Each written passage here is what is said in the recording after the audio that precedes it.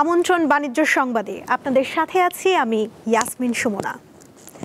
Soybean সহ সব ধরনের ভোজ্য তেলের ওপর 1% উৎসে কর আরোপ করেছে সরকার, যার মধ্যে সয়াবিন, সানফ্লাওয়ার, পাম ও ভুট্টা জাতীয় তেল রয়েছে। এর আগে পণ্যটির ওপর কোনো উৎসে কর ছিল না। জাতীয় রাজস্ব বোর্ড সোমবার এ বিষয়ে প্রজ্ঞাপন জারি করে। এতে বলা হয়, পরিশোধিত ও অপরিশোধিত সয়াবিন, ভ্যাট নিবন্ধিত ভোজ্য তেল পরিশোধন শিল্পের মাধ্যমে অপরিশোধিত ভোজ্য তেল আমদানি, সানফ্লাওয়ার বীজ ও তেল এবং ভুট্টার তেল আমদানিতে উৎসে কর নির্ধারণের হার 1% হবে। আন্তর্জাতিক বাজারে দাম কমায় গত আগস্টের মাঝপথে এসে দেশের বাজারে পাম তেলের দাম প্রতি লিটারে 19 টাকা কমিয়ে 150 টাকা ঘোষণা করে সরকার।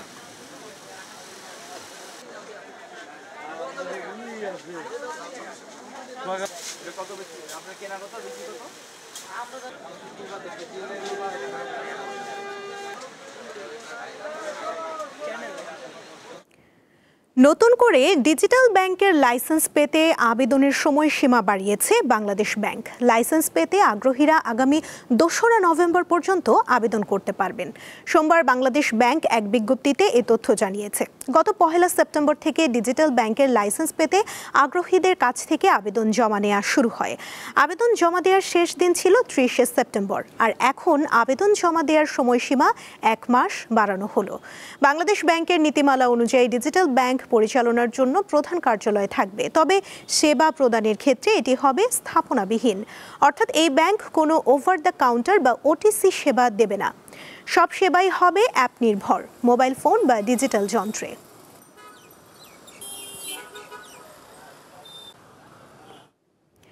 প্রবাসী আয়ের সঙ্গে রপ্তানি প্রবাহ বাড়ায় বাজারে ডলারের সরবরাহ বেড়েছে। এতে মুদ্রাটির দাম কমে যাওয়ার আশঙ্কা তৈরি হয়েছে। এমন পরিস্থিতিতে বাজার স্থিতিশীল রাখতে ব্যাংকগুলো থেকে ডলার কিনে দাম স্বাভাবিক রাখার চেষ্টা করছে বাংলাদেশ ব্যাংক। সোমবার 26টি ব্যাংক থেকে 353 মিলিয়ন মার্কিন ডলার কিনেছে আর্থিক খাতের নিয়ন্ত্রক সংস্থাটি। মাল্টিপল প্রাইস অ্যাকশন বা এমপিএ পদ্ধতিতে অনুষ্ঠিত এই ক্রয় এক্সচেঞ্জ রেট ছিল প্রতি ডলার 121 টাকা 75 পয়সা। সব মিলিয়ে চলতি অর্থ বছরে এখন পর্যন্ত বিভিন্ন বাণিজ্যিক ব্যাংক থেকে 175 কোটি মার্কিন ডলার কিনেছে কেন্দ্রীয় ব্যাংক। বাংলাদেশ ব্যাংকের কর্মকর্তারা বলছেন, সম্প্রতি ডলারের চাহিদা কমে আসায় দামের কিছুটা নিম্নমুখী প্রবণতা দেখা যায়। এ অবস্থায় দাম আরও কমে গেলে রপ্তানিকারক ও রেমিটেন্স পাঠানো প্রবাসীরা অনুৎসাহী হয়ে পড়তে পারেন।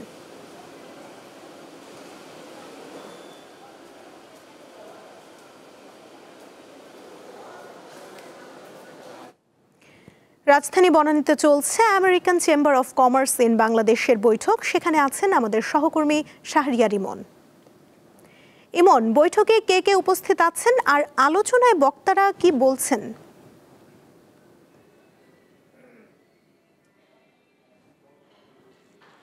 সুমনা, অ্যামচ্যামের যে মাসিক যে ভোজসভা সেটিতে আমি বনানীতে উপস্থিত রয়েছি। American chamber of commerce in Bangladesh, AmCham, তাদের প্রতি মাসেই আসলে তারা দেশের ব্যবসা বাণিজ্য নিয়ে বিভিন্ন বিষয় নিয়ে তারা আপনার আলোচনায় বসে। তারই ধারাবাহিকতায় এবারও তারা বনানীতে আপনার এই মাসিক ভোজসভাটির আয়োজন করেছে। আপনাকে এখানে জানিয়ে রাখা ভালো, সেটি হচ্ছে যে আজ আসলে আপনার ইউএস এম্বাসির যে কমার্শিয়াল কাউন্সিলর আছেন, নতুন তিনি জয়েন করেছেন, মিস্টার পল ফ্রস্ট, তাকে আসলে এই মাসিক ভোজসভায় পরিচয় করিয়ে দেওয়া হচ্ছে। সুতরাং বুঝতেই পারছেন যে এখানে একটি আলাদাভাবে আসলে এখানে একটি গুরুত্ব পাচ্ছে আজকের এই ভোজসভাটি। আপনি জানেন যে যুক্তরাষ্ট্রের বাজারে কিন্তু বাংলাদেশের অনেকগুলো রপ্তানি সম্ভাবনা রয়েছে। বিশেষ করে সবচেয়ে বড় বাজার হচ্ছে তৈরি পোশাক খাতের একটি বড় বাজার রয়েছে। এছাড়াও চামড়াজাত পণ্য, একই সাথে খেলনার যে বাজার একটি সম্ভাবনা আছে, আরও কিছু কিছু সম্ভাবনার বাজার আছে। তো আশা করা হচ্ছে, আমরা অ্যামচ্যামের প্রেসিডেন্টের সাথে কথা বলেছিলাম, তিনি আমাদেরকে যেটি বলছেন যে এই রপ্তানির যে বিভিন্ন রকম সম্ভাবনাগুলো আছে সেই সম্ভাবনাগুলোকে আরও কীভাবে কাজে লাগানো যায় আগামী দিনে, সে বিষয়টি আলোচনা এখানে উঠে আসতে পারে। একই সাথে এখানে আরও কতগুলো বিষয় আছে, যে পাল্টা শুল্কের যে বিষয়টি আছে, আপনি জানেন যে পাল্টা শুল্ক যেটি আরোপ করা হয়েছে সেটিকে আরও কিছুটা কমিয়ে আনা যায় কিনা, সে সমস্ত বিষয়গুলো আলোচনা করা হতে পারে বলে আমরা যতটুকু জানতে পেরেছি। তো আমাদের সাথে আসলে একটু অ্যামচ্যামের এখানকার আপনার deputy secretary mister Sanowar Hossain সাহেব আছেন, আমরাও তার কাছ থেকে আসলে ভোজ সভা সম্পর্কে আরেকটু জানার চেষ্টা করব। জনাব সানোয়ার হোসেন, আপনাকে স্বাগত জানাচ্ছি দীপ্ত টিভির এই আয়োজনে। আপনার কাছে আমরা একটু জানতে চাই যে আজকের ভোজ সভায় আসলে কী কী বিষয় গুরুত্ব পাচ্ছে, বা এই ভোজ সভাটি কীভাবে আজকের মধ্যে নতুনত্ব কী থাকছে? মেইনলি হচ্ছে আমাদের লাঞ্চ মিটিংগুলো প্রতি মাসেই হয়ে থাকে। হ্যাঁ, এটাও একটা তার ব্যতিক্রম না। আমাদের রেগুলার এক লাঞ্চ মিটিং, সেপ্টেম্বর মাসের যে লাঞ্চ মিটিংটা, এখানে আমরা যে নতুন কমার্শিয়াল কাউন্সিলর এসেছেন পল ফরেস্ট, ওনাকে ওয়েলকাম জানানোর জন্য আমরা এখানে আজকে এই আয়োজন করেছি। সেই সাথে হচ্ছে যে এই কমার্শিয়াল কাউন্সিল অফিসটা ওপেন হয়েছিল 2022 সালে ইউএস ট্রেড শোর মাধ্যমে। দেন এখন সেই সময় ছিলেন জন ফে কমার্শিয়াল কাউন্সিলর, ওনার পরিবর্তে এখন পল ফরেস্ট এসেছেন। হ্যাঁ, উনি আজকে আমাদের চিফ গেস্ট। সো আমরা আশা করতেছি বাংলাদেশে বিজনেস আরও গ্রো করবে, ইনভেস্টমেন্ট বাড়বে এবং এক্সপোর্ট আরও বাড়বে। এখানে একটি বিষয় আসলে না বলে নয়, সেটি হচ্ছে যে আপনি জানেন যে সাম্প্রতিক সময় আপনার, বিশেষ করে আপনার যেহেতু যুক্তরাষ্ট্রের বাজারে আপনার সবচেয়ে বড় আপনার রপ্তানি খাত হচ্ছে তৈরি পোশাক খাত, এবং এর পাশাপাশি আরও কিছু সম্ভাবনা রয়েছে, আরও কিছু সম্ভাবনা এক্সপ্লোর করার কথা আপনার বলা হচ্ছে। তো সেসব ক্ষেত্রে যেহেতু আমাদের নতুন আপনার কমার্শিয়াল কাউন্সিলও জয়েন করেছেন, সুতরাং হয়তো আমরা এসব ক্ষেত্রে আরও নতুনত্ব কিছু আশা করতে পারি বোধহয়। হ্যাঁ, মেবি আমরা আশা করতে পারি, যেহেতু উনি নতুন এসেছেন, নতুনত্ব প্রতিজন মানুষের জন্য একটা নতুনত্ব কিছু থাকে, অবশ্যই উনি অগ্রসর হওয়ার জন্য বেশ ভালো পদক্ষেপ নেবেন, এটা আমাদের আশা।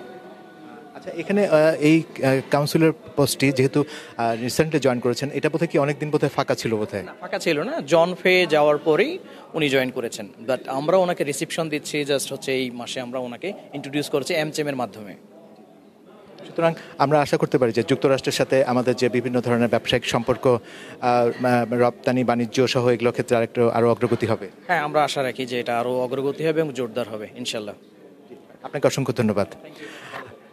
সুমনা, আসলে কথা হচ্ছিল অ্যামচেমের ভোজ সভার ঠিক মাঝখানে রয়েছে। এখানে আপনার কথা হচ্ছিল আপনার যে নতুন আসলে আপনার যে কমার্শিয়াল কাউন্সিলর আছেন তাকে পরিচয় করিয়ে দেওয়া হচ্ছে, এবং অ্যাজ ওয়েল অ্যাজ বাংলাদেশের সাথে যুক্তরাষ্ট্রের আরও রপ্তানি সহ সার্বিক বাণিজ্য আরও কীভাবে অগ্রগতি করা যায় সে সমস্ত বিষয়গুলো নিয়ে আলাপ আলোচনা চলছে। তো আমার হাতে আসলে এখন পর্যন্ত এতটুকু ছিল। সুমনা। ইমন, আপনাকে ধন্যবাদ। ফের বৃষ্টি ও উজানের ঢলে ক্ষতিগ্রস্ত নওগাঁর কৃষিখাত। বৃষ্টির পানিতে তলিয়ে গেছে আমন ক্ষেত, দুশ্চিন্তায় পড়েছেন সবজি চাষিরা। এ বিষয়ে জানাতে নওগাঁ থেকে যুক্ত আছেন আমাদের সহকর্মী আব্দুর রৌফ। রৌফ, আবহাওয়ার এই বৈরী অবস্থায় কি বলছেন চাষিরা?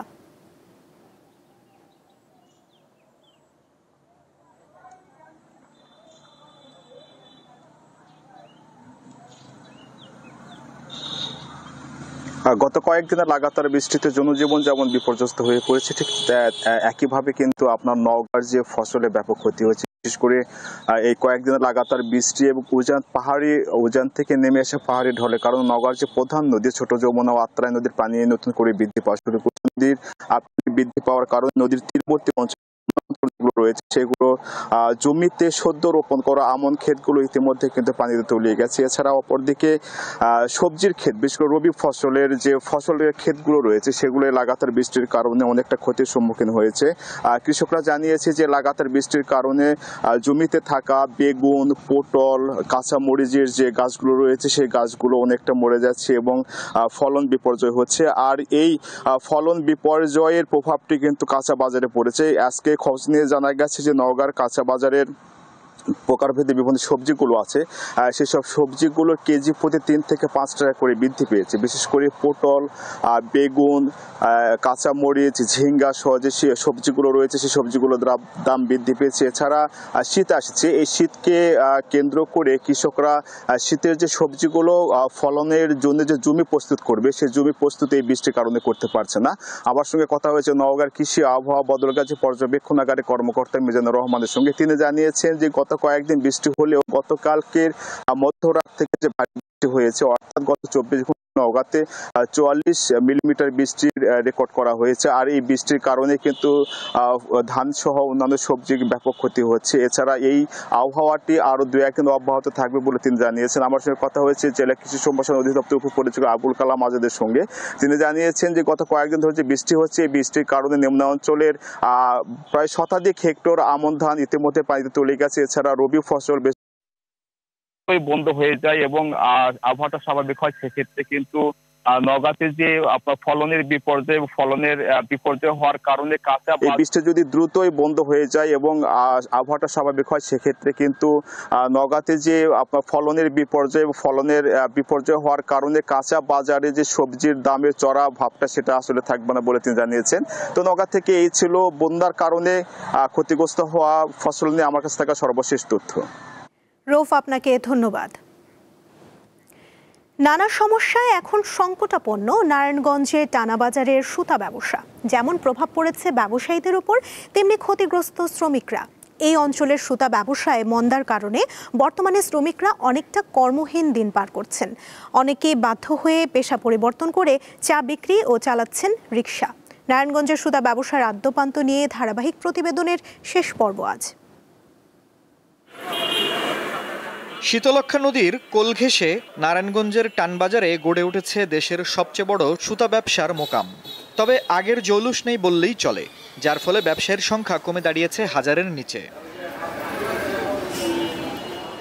সুতার ব্যবসায় কাজ কম থাকায় শ্রমিকদের দেখা যায় বিভিন্ন গোডাউনের সামনে অলস সময় কাটাতে।